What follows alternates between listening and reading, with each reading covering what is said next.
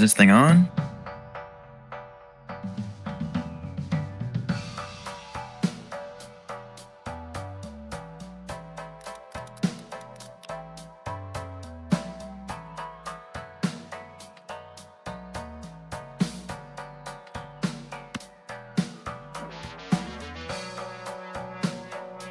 Well, shall I read my little story based on a game called Dandy's World to you guys?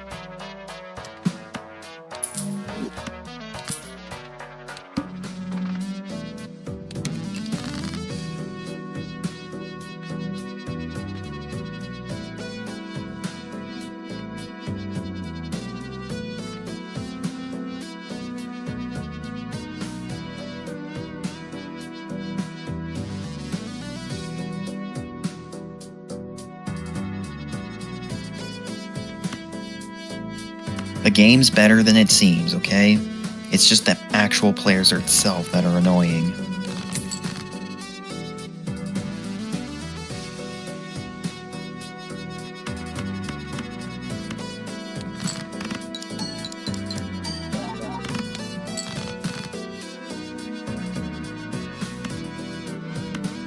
Okay then.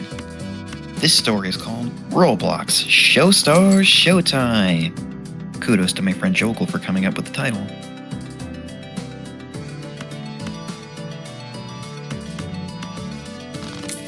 Disclaimer, this story is merely a parody of the Roblox game called Dandy's World by Quelver and her team, as well as Roblox by Roblox Corporation.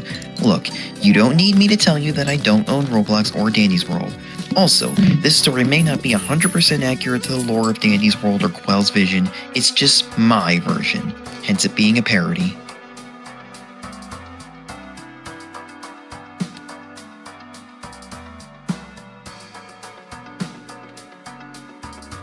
Chapter 1, Unauthorized Territory. In the cloudy depths of the blue sky floated a series of slopes and hills. Suddenly a Robloxian soared across them on a skateboard. She wore a pink top and red skirt and wore a pylon on her head and held a white tote bag under her arm. Her America's Sweetheart styled hair flowed back in the breeze with a cheerful grin on her face as she zoomed across the course. She could see the finish line in the distance. She hit every booster she could, soaring through as many rings as she could. The finish line was almost in full view. And then suddenly... Banzai! A kid with stringy brown hair suddenly zoomed by with his leg out, knocking the girl off her skateboard. Yike! She shrieked. She fell off the board, doing 2 full vertical 360s in midair before she landed on the course, rolling a bit further and sliding face down before coming to a full stop. The skateboard landed right beside her. Ow! She laid face down for a few seconds before she slammed her hand on the ground and pried her face from the ground. She was red in the face and almost steaming, especially seeing the finish line was just 200 feet away from her. She stamped her feet on the floor and pushed herself up, grabbed the skateboard, and stormed her way to the finish line, dragging the board behind her. As she crossed the finish line on foot, she saw that little bronze-haired punk that ruined her run talking to 2 other people. As they shared a group laughter, she stormed up to them. "Hey, Baconhead!" she shouted. "I want a word with you!" The kid with the brown hair and the blue shirt with the motorcycle turned to the girl and smirked. "Yeah, this is the girl I told you about," he chuckled. "Slow and steady wins the race, Conehead." "It's Clona!" the girl snapped. "Oh, sorry, Clona," he chuckled. "Well, congratulations, winner." "Don't give me that fake praise," Clona growled. "You screwed up my near-perfect run for no reason! What do you get out of stuff like this?" The doofuses didn't respond. They just shared another group laugh. "Answer me!" she snapped. "Come on, look at you. You've got that old lady body type and you're wearing a cone on your head," he remarked. "It's no wonder I hit you down." That has nothing to do with anything," Clona spat. "But I think my attire is worlds more fashionable than having no head and a stump for a leg," she said as she pointed to the guy next to the bacon here, who I would say rolled his eyes, but how can you tell when he has no head? Yeah, your generation is so out of touch, the bacon hair commented. Get with the times, old geezer. Why you talk like a son of a freaking brain rot, an alpha kid. With the steam coming out of her head, Clona slammed her skateboard on the ground and stormed away. The little punks weren't even fazed by her outburst. The bacon hair glanced at the guy next to him. You think of what I'm thinking? Oh, it's so sucky, the other chuckled.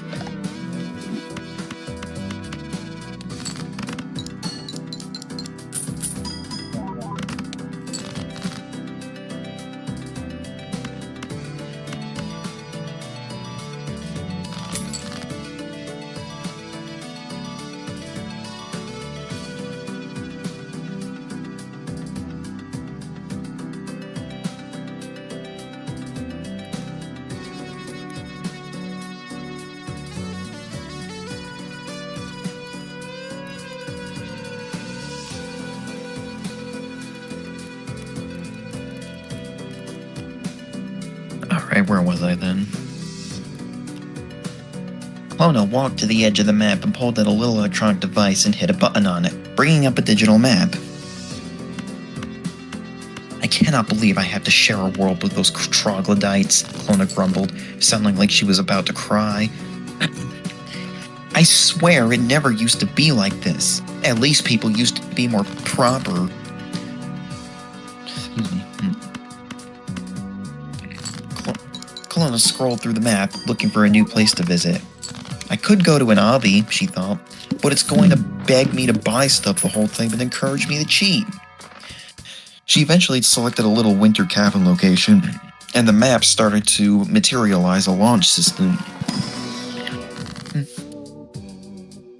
Hey! Someone shouted.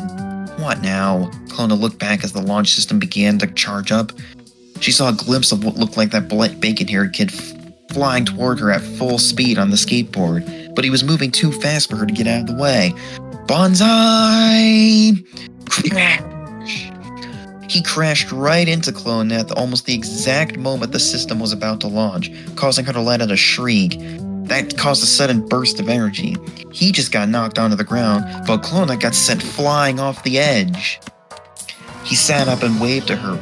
Have a nice trip, Coney! And so, Clona was sent tumbling through space in a straight path with no trajectory. Why? Why do I even try at this point? She sighed. I can't go anywhere to even have a decent time.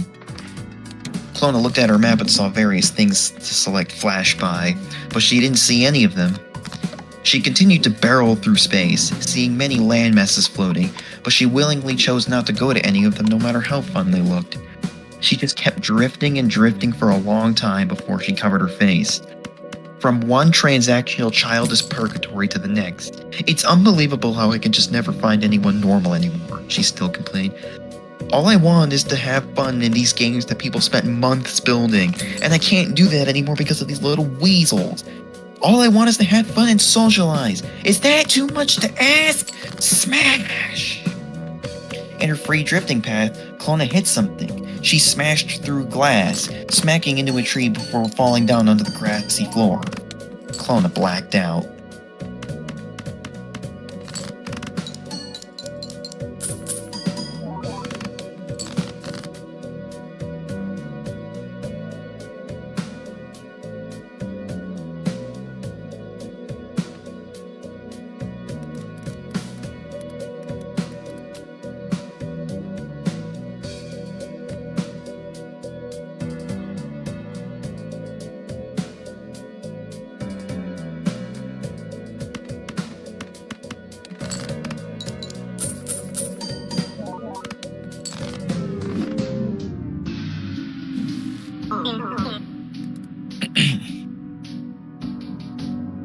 Who knows how long Clona was out for, but for all she knew there could have been a mob surrounding her while she was unconscious.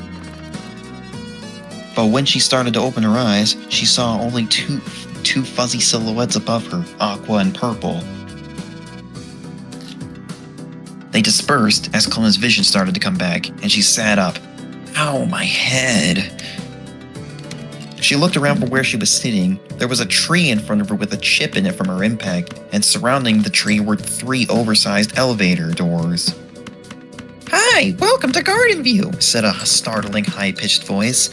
Clona jumped and turned around, and there behind her stood a little innocuous character adorned with flower petals, each a color of the rainbow. Clona just looked at him and didn't say anything. "Give me that silent treatment? I know you can talk," he chuckled. "Go on, tell me your name." Clona lifted herself back to her feet and brushed herself off, placing her traffic cone hat back on her head. "My name is Clona." Clona towered over the little flower, who only stood at about her hip level. She was put off by the fact that he looked nothing like any person she's ever seen. "Clona, huh? Well, if I didn't know better, I would have thought you were an ice cream Clona. Tee!" He chuckled. "My name is Dandicus Dancifer, but everybody calls me Dandy." "It's nice to meet you, Dandy," Clona replied hesitantly. "Where am I exactly?" "This is Garden View, the educational center and museum," Dandy answered proudly. "Will you let me give a little tour of our home?" Clona looked like she wanted to say yes, but she just crossed her arms and looked away. "I don't think I trust you." Dandy's toothy smile faltered. "What? Why?" "How do I know you're not planning a convoluted scheme just so you can ruin the fun for me and laugh at me?" "What? No, of course not. Who would do such a thing?" A lot of people, believe it or not. You would not believe all the stuff I put up with during my travels." "Oh, let's not jump to conclusions so empathetically," Dandy smiled, swinging his hands at his hips. "Come on, let me show you where the real fun begins." The little flower pranced cheerfully down the lobby. Clona glanced up at the glass dome above her and the hole she smashed through, before sighing doubtfully and following the flower with limbs. She passed by 2 other little characters looking up at her. One wore a pink dress and a pink bow and had an aqua rounded head and bubble-like hair bun. One had a square purple music box head with a wind-up key sticking out the back and a blue bandana around his neck. She's so tall," the music box whispered nervously. "And so pretty," the bubble squeaked. "Come on, Clona, over here," Dandy said gleefully, approaching a set of double doors. "Everything big's once started small, so let's start with the small part of our humble home." Dandy pushed the doors open and allowed Clona through. "Welcome to the Toon Rooms," Dandy announced. "Here we have our kitchen and living room, and every single toon has their own room." Dandy strutted down the hallway, and Clona followed him close behind, hearing voices from around every corner. "Can't you paint a little less messily? You're getting paint all over the place." "You just don't understand the inner workings and complexities of fine art." She saw a light turning on in one of the rooms. "Cosmo, we're already starting. Are the refreshments ready?" "I'm coming." Someone with a cake roll-shaped head ran into the room with a platter full of fresh sweets. They glanced at Clona for a second, but they could just continue moving. "Eventually, there were so many toons, we had to construct a second floor for them all," Danny said proudly. "Eventually?" Clona raised an eyebrow. Yeah, we got more toons at some points." "You mean there were less than there are now?" Don't worry about it," Dandy chuckled. "Dandy," said a voice. Dandy twirled 180 degrees on his heel to the music box behind him. "What's up, Boxton?" "Dandy, not to be rude, but should we really let this lady walk around all as she pleases?" Boxton is. "We don't really know her. She might be, an assassin or a spy. She could have been sent here." "Oh, don't be so superstitious, Boxton," Dandy giggled. "You never do that, right, Clona?" Of course not, Clona replied. "Are you sure?" Boxton asked. "I want to trust you, but I just don't know." "Come on, Boxton, do I look that threatening?" Clona asked, leaning over and extending her arm to him. Boxton's pupils dilated inward before he cowered behind Dandy, whimpering and even slightly trembling. That's okay, Boxton," Clona told him. Boxton proceeded to hastily walk back to the lobby.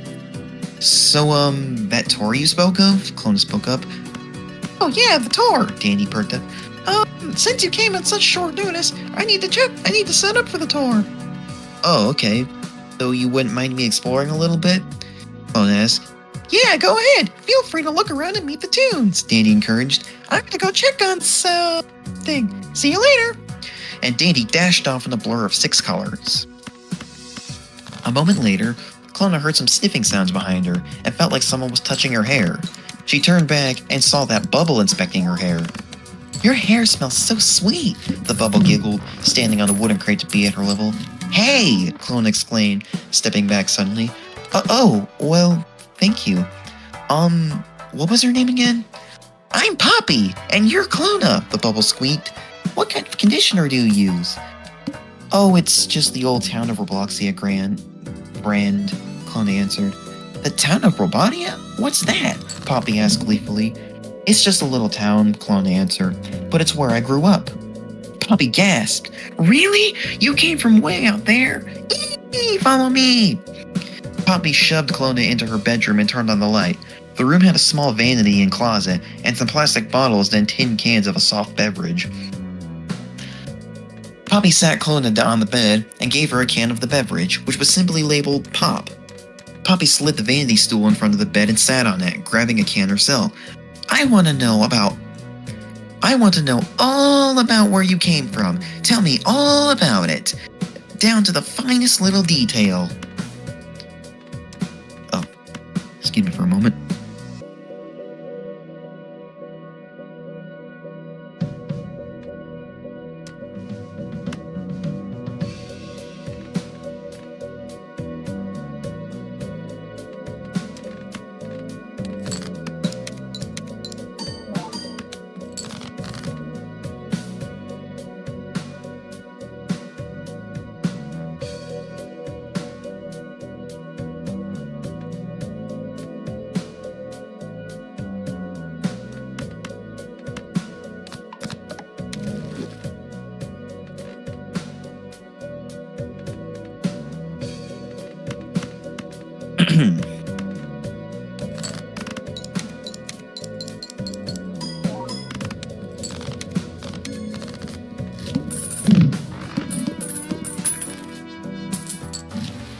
Well, it's been a long time since I've been there, Clona replied, clicking open the can of pop.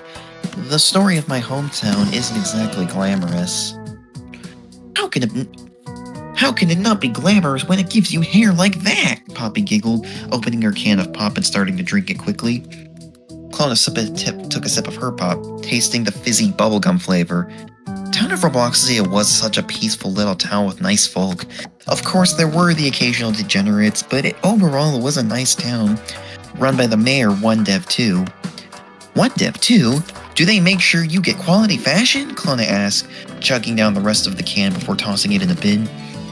Yeah, Dev was the quality control for the products.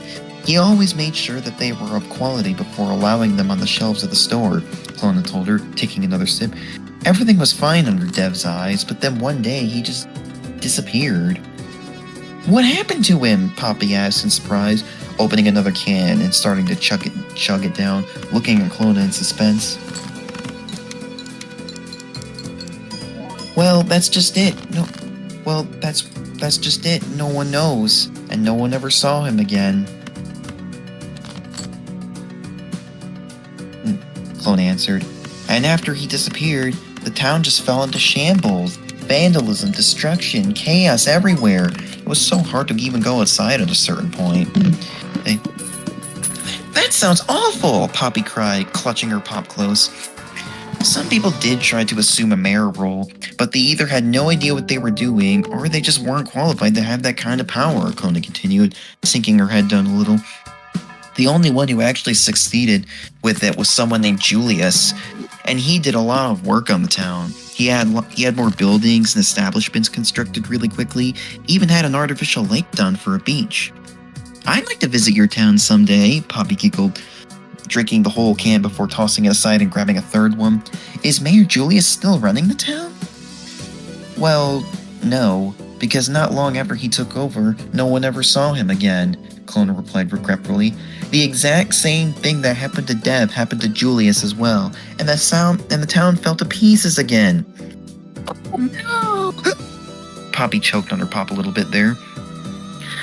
That's when I gave up on Town of Robloxia, Clona sighed.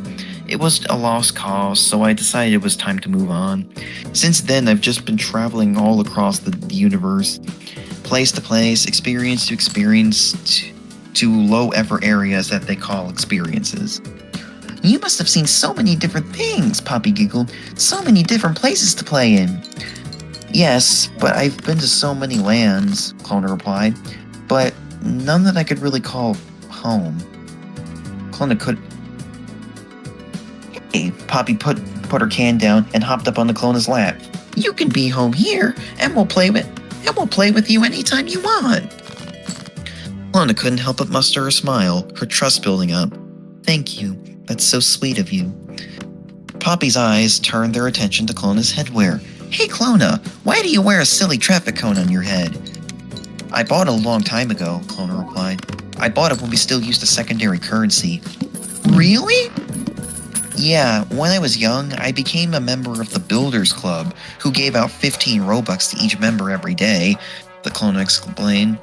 I would trade those for tickets until I had 1,000 of them to buy the cone. I admit, it does look silly, but I worked to get it, and now I feel like it's an integral part of my attire. Maybe it'd be cuter if you added a bow to it, Poppy suggested. That would be cute, but you see, the cone is kind of a relic now, because they discontinued the secondary currency, Clona continued. These aren't manufactured anymore, so the only way to get one is if someone else wants to sell theirs, at like 2,800 Robux at bare minimum. Well, you kept yours for a long time, Poppy giggled. Hey, come here, let's cutify it. Poppy hopped over to the door and shut it. The door stayed closed for some time before Boxton walked up to the door, looking to the sides first. Poppy, he said, knocking slowly. Can you help me with something, Poppy? Not now, Boxton, Poppy called from inside the room.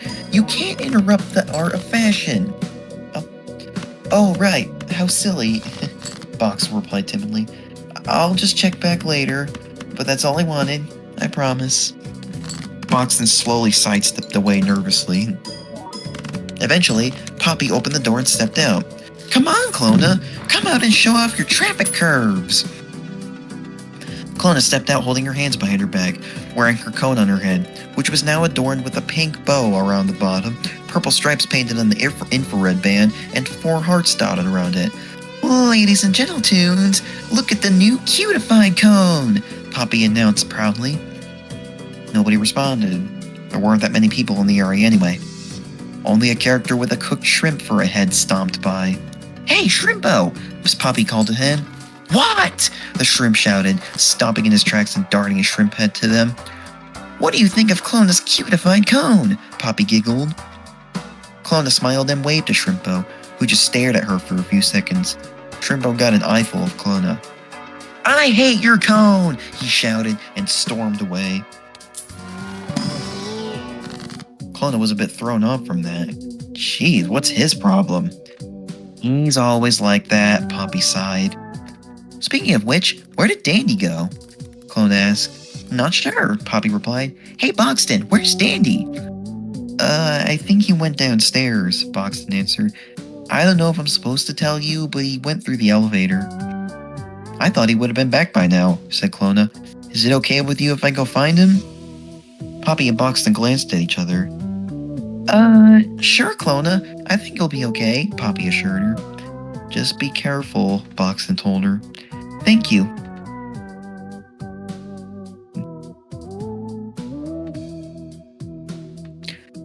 Clona walked back to the lobby, straightening her new cutified cone. She looked to the right and saw what looked like a train consist behind some metal gates. She walked to the end of the lobby to the 3 oversized elevators. She pondered for a moment before shrugging and walking into the one on the left side. She turned her attention to the floor selection panel and pressed the button nearer to the top. The elevator door came down with a crashing thud, and she felt the elevator beginning to descend. In the elevator was a closed hatch, and a CRT television on a rolling shelf with a VCR on one of the shelves. Odd objects to be seen in an elevator. Eventually, the elevator stopped, and the doors slowly rolled open, revealing a large, open, and oddly deserted living room or playroom with rainbow-patterned walls. She stepped out to investigate, and the elevator remained open behind her. "Dandy, are you here?" she called, her voice slightly echoing. She heard no response. Her footsteps were audible as she walked around the room, trying to find anyone there. Laid around the room were CRT televisions that for some reason were active and silently playing bright, colorful cartoons. One depicted Dandy tossing a dog-like character into the air.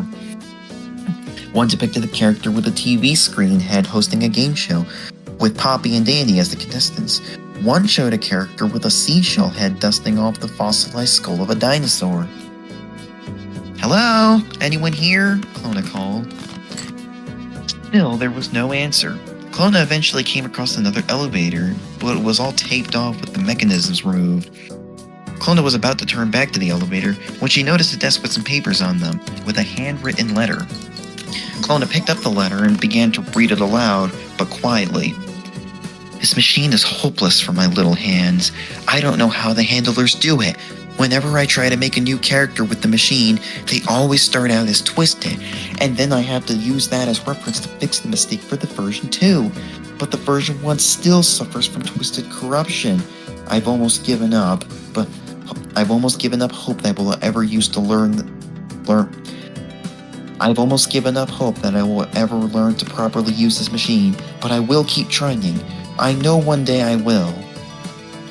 Clona's eyes widened in confusion, intriguement, and disturbance. Wonk. She jumped at the sound of something falling over behind her. Clona slowly turned her head towards the corner of the wall, where she saw a purple hand gripping the wall, a leg coated in black like it stepped into a puddle of tar, and the side of a square-shaped head, but she couldn't see the face.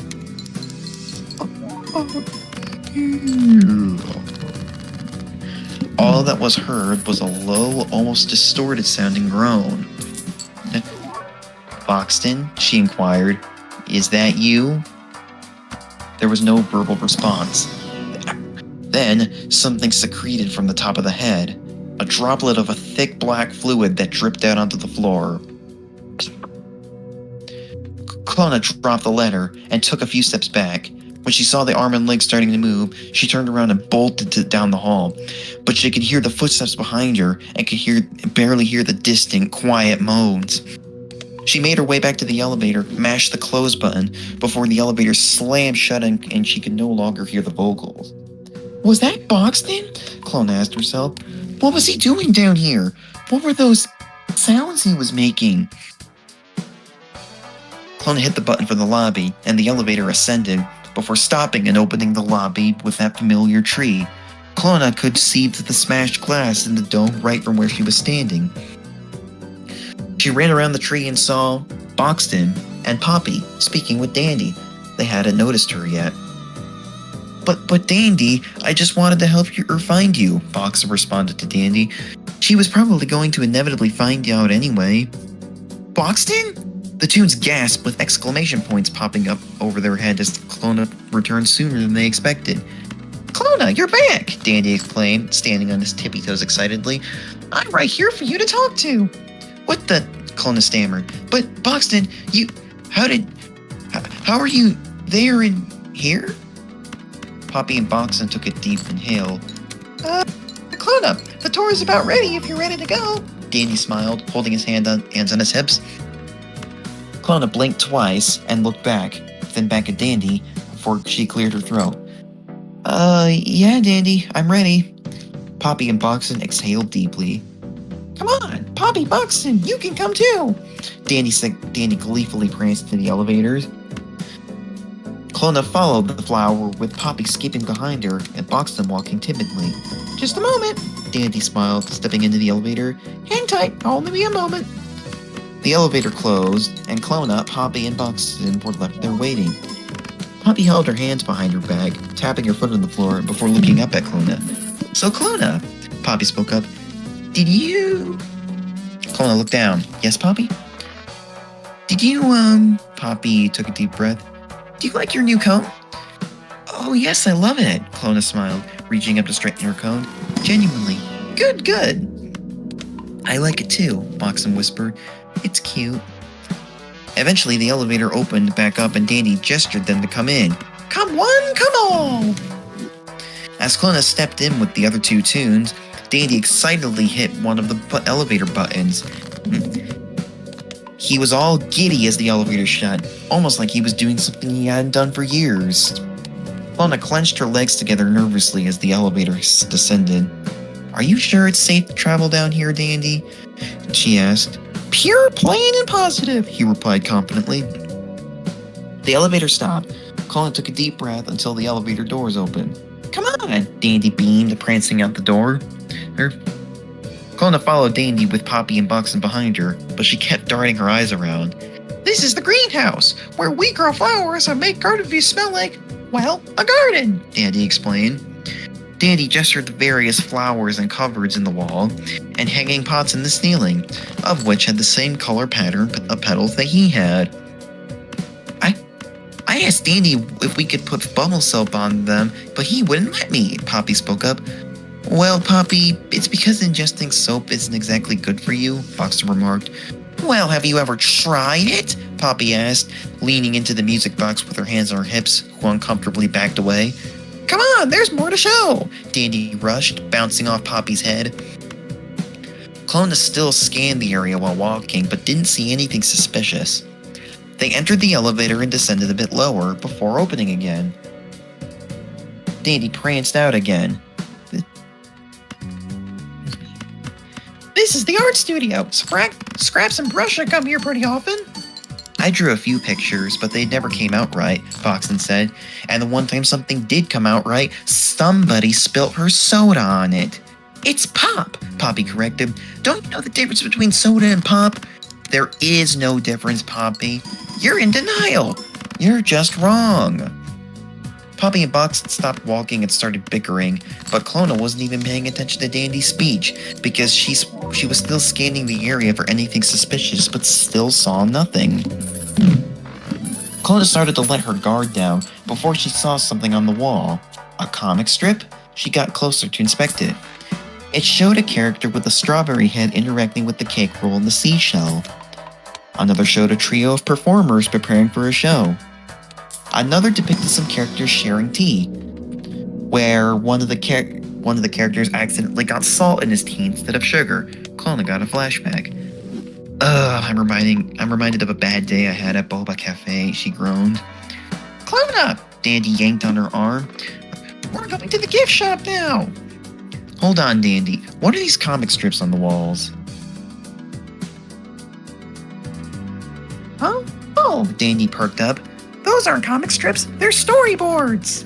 Storyboards? Clona replied, intrigued. As in, storyboards for a TV series? That's right! Didn't you see the posters?